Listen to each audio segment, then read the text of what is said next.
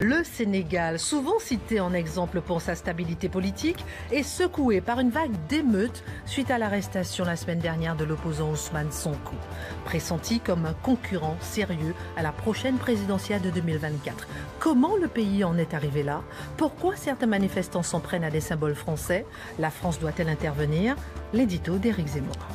Éric Zemmour, depuis près d'une semaine après l'arrestation de l'opposant politique Ousmane Sonko, une vague d'émeutes secoue le Sénégal. Comment le pays, plutôt citer un exemple en général en termes de stabilité politique, comment on est arrivé là? Écoutez, si je voulais, vous verrez, je vais commencer de la même façon, si vous me permettez, mes deux éditos ce soir par un chiffre. Ah oui? Oui, j'ai envie. Ce soir, 50%. C'est le pourcentage de jeunes de moins de 20 ans dans ce pays. Pour moi, ça dit tout. Vous savez, je vous cite toujours le fameux Gunnar Henson là, que j'ai pris pour un Suédois et qu'un Allemand, ou que j'ai pris pour un Allemand et qu'un Suédois. Peu importe, en tout cas, son fameux indice de belligérance, il dit qu'il y a des troubles, des risques de troubles, de guerre, d'affrontements, dès que la part des jeunes hommes est supérieure à 25%. On est à 50%. C'est une jeunesse qui n'a évidemment pas le droit à la parole. Vous savez, en Afrique, on respecte encore beaucoup les anciens. Alors, nous, on admire plutôt ça. Mais eux, je pense qu'il y a des excès. Vous voyez, ils en pâtissent beaucoup. Économiquement, il ne semble pas y avoir d'issue. La classe politique, et en particulier les gouvernements, sont très corrompus. Et donc, il y a une fureur qui monte. C'est un peu, si je voulais comparer le mouvement là, la première chose qui me viendra à l'esprit, c'est de le comparer au mouvement algérien. Vous savez, le Kirak, on dit, c'est ça? Irak ou Irak. Bon. Enfin bref, le mouvement de protestation contre le pouvoir, contre la corruption du pouvoir, En Italie, dans les années 70, on appelait ça le malgoverno. Je trouve que ça va assez bien à beaucoup de régimes africains. Ils gouvernent mal et il y a une corruption énorme, endémique. En plus, apparemment, le Covid n'a rien arrangé, évidemment, parce que les contraintes ont empêché le travail au noir, l'économie informelle, comme on dit pudiquement.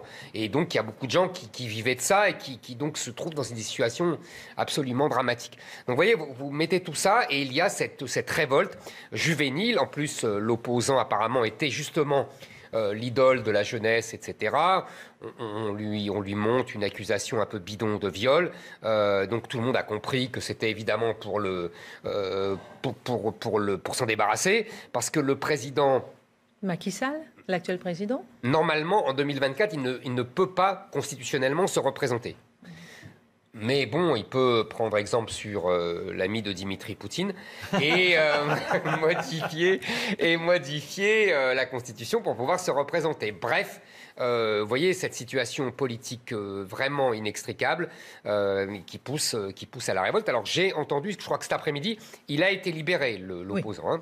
Absolument. Donc, on voit bien que c'est un geste d'apaisement, évidemment. Non, mais quand vous dites bidon de viol, je ne sais pas.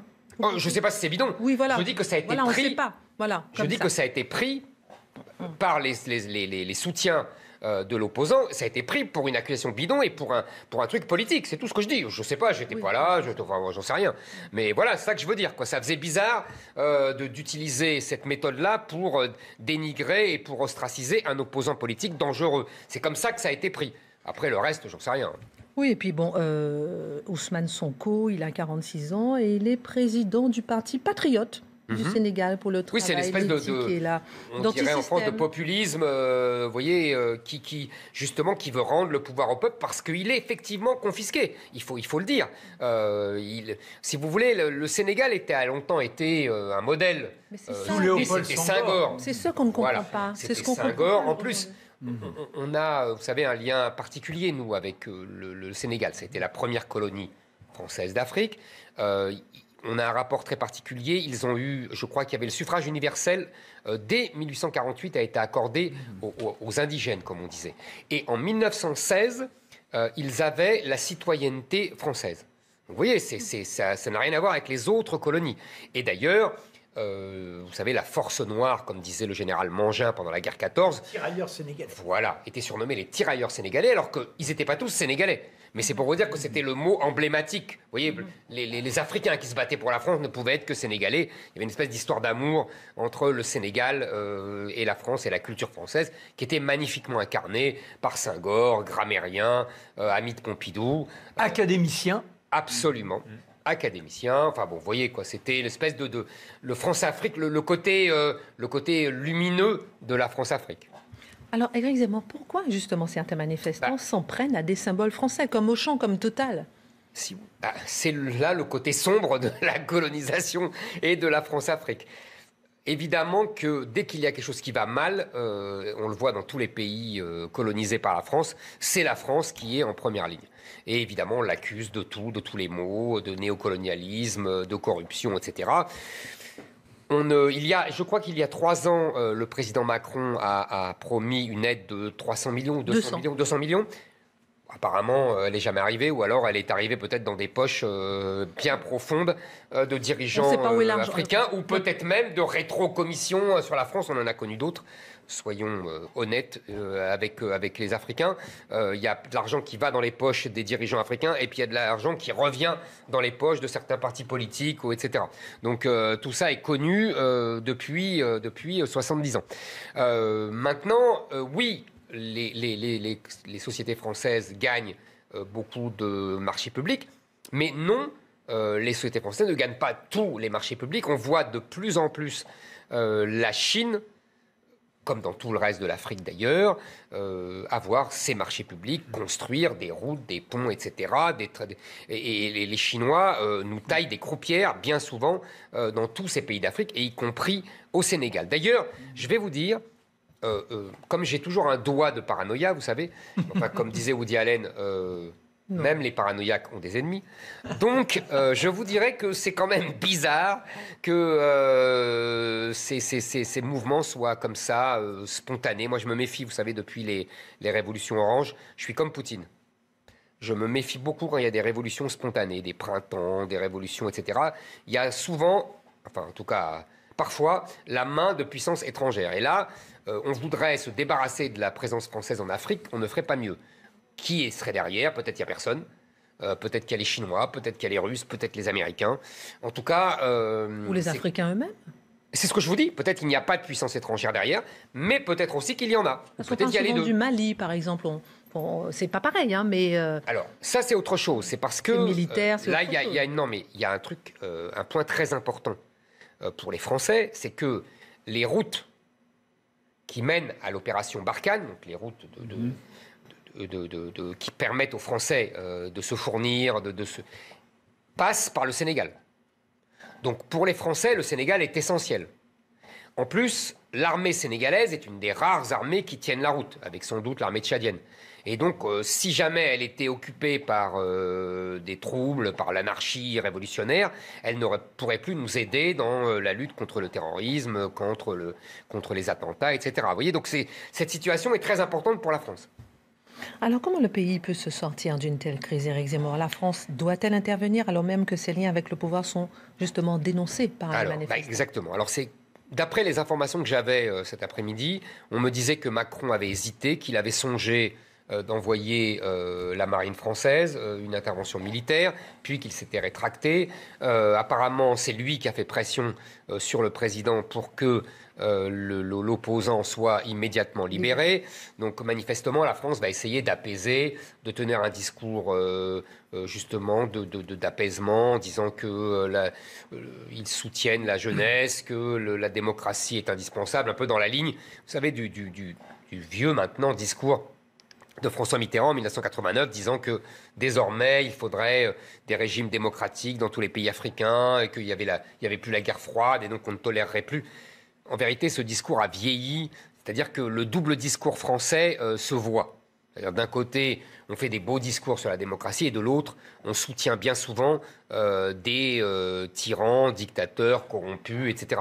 Là, la France devrait se mettre au clair avec sa politique africaine. On est en train de se mettre à dos toute la jeunesse de ces pays parce qu'on est identifié aux vieux tyrans corrompus, vous voyez, qui refusent de passer la main, etc.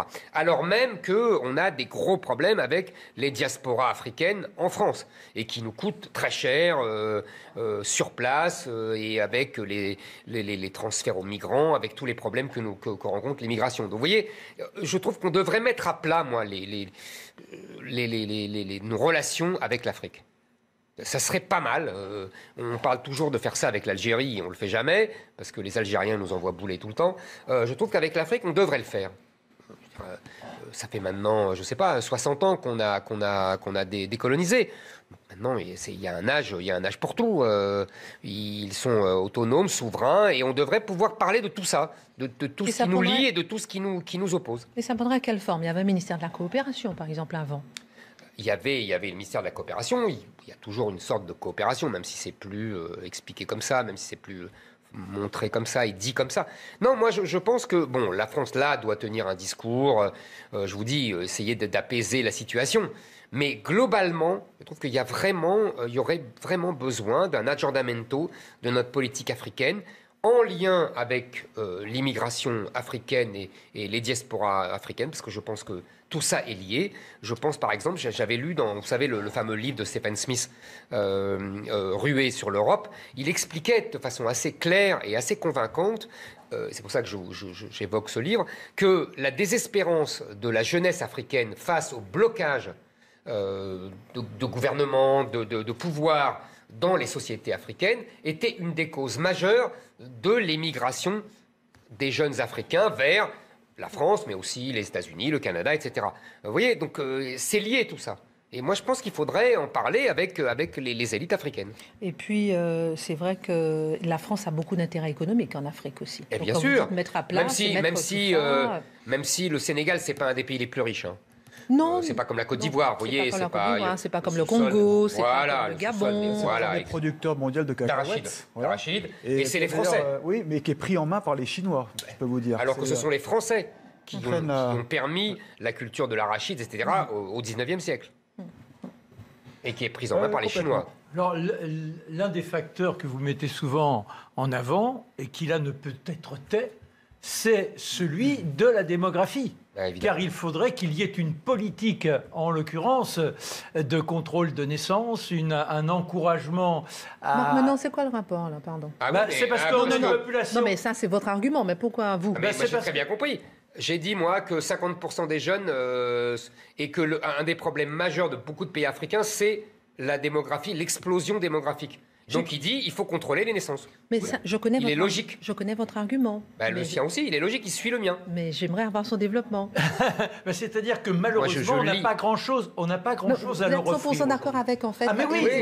Il prolonge l'argument, j'ai bien compris. Il a raison. On devrait lier notre aide à des politiques, puisque de toute façon, soyons clairs, s'il y a une explosion démographique aujourd'hui en Afrique, c'est parce que les Français ont permis la vaccination de tous les Africains, qu'ils ont amélioré les conditions de naissance des enfants africains.